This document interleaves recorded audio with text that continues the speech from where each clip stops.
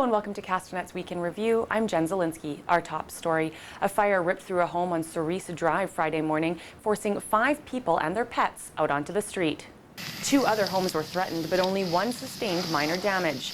The cause of the fire is not known, but it is not considered suspicious. However, a second fire that broke out on Holbrook Road in Rutland only a short time later is deemed suspicious. 5 people and their pets were placed into the care of emergency services. The RCMP are helping the Kelowna Fire Department with the investigation.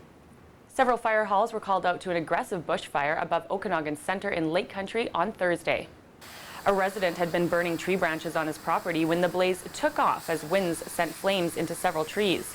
Some residents were preparing to be evacuated, but fire crews were able to get the flames under control in about an hour. Construction crews working on the new Kelowna Yacht Club uncovered several pieces of history this week.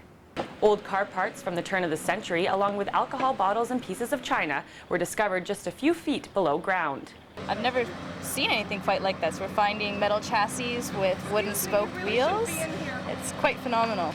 Unfortunately, it is not protected by the Heritage Conservation Act, as it is post-1846. Which means the museum cannot stop construction, but they will be taking some of the artifacts in to be analyzed. Earth Day kicked off the week, and a 6-year-old girl took a stand for the planet. After dozens of trees were cut down across from her home, Zoe Harder was heartbroken. So she decided to paint a Lorax and fix him to a stump to let everyone know how she felt about the chopped trees. It made me feel sad because like the trees are all cut down and I love the trees. The area was cleared away for an elementary school and sports field that is to be built by September 2014.